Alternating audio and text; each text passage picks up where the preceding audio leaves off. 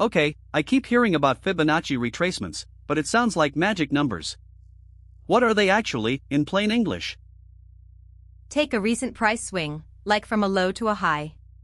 Then draw horizontal lines at 23.6%, 38.2%, 50%, 61.8%, and 78.6% of that move. Those lines mark spots where price might pause or reverse during a pullback. So, why would price care about those specific percentages? Is there some hidden math rule in the market? Partly self-fulfilling. Enough traders and algorithms watch 38.2%, 50%, and 61.8% that buy orders cluster there in uptrends, and sell orders cluster there in downtrends. The math is debatable, but the attention is real. Got it. So which of those levels should I actually focus on? I don't want to stare at 5 lines all day. Focus on 3. 38.2% is a shallow pullback, showing strong trend momentum. 50% is the halfway mark, always watched. 61.8% is the deep pullback, the last chance before the trend might break. Let's use a real example. Say a stock jumps from $100 to $200. Where would those key levels be? The swing is $100.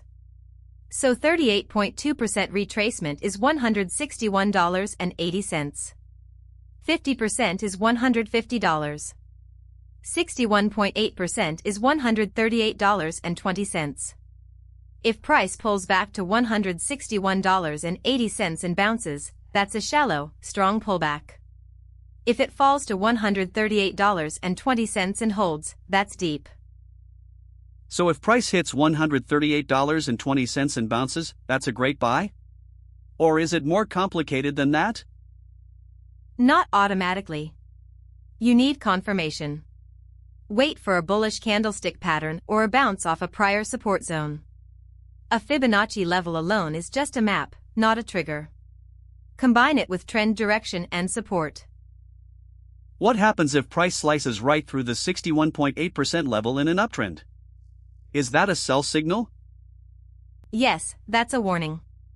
If price breaks 61.8% and closes below it, the pullback is too deep. The trend is likely weakening. Aggressive traders might exit longs, or even look for a short trade if other factors align. So in a downtrend, do I just flip everything? Use the same levels but for selling rallies? Exactly. In a downtrend, you measure a swing from high to low. Then you watch 38.2%, 50%, and 61.8% as resistance levels where price might stall and resume falling. You'd look to short near those levels, not buy. How do I pick the right swing to measure? If I pick the wrong low and high, the levels are useless, right? Use the most recent clear swing high and swing low, ideally on a higher time frame like the daily chart. The bigger the swing, the more meaningful the levels. Avoid choppy, sideways markets where swings are tiny and noisy.